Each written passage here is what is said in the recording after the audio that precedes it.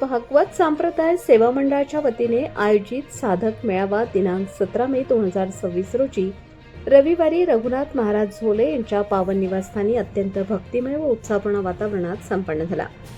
रघुनाथ झोले यांच्या 35 वर्षांच्या दीर्घ कारकिर्दीत प्रथमच असा साधक मेळावा आयोजित करण्यात आला.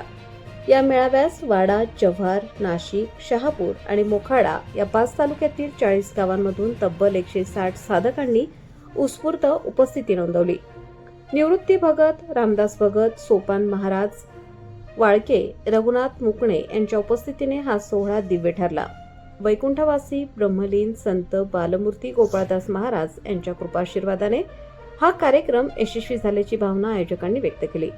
या मेळाव्यास प्रमुख पाहुणे म्हणून विस्तार अधिकारी भरत गारे तसेच पंचायत समिती मोखाडाचे माजी सभापती प्रदीप वाघ उपस्थित होते. अनेक मेळावे पाहिले, परंतु असा साधक मेळावा पहिल्यांदाच पाहिला अशा शब्दात त्यांनी या उपक्रमाचे कौतुक केले.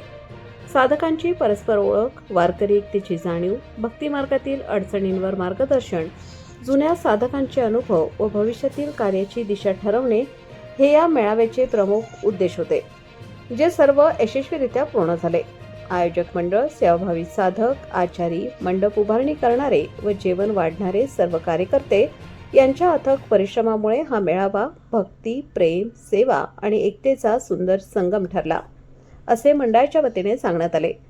प्रतिनिधी मनोज वारगडे, मोखाडा.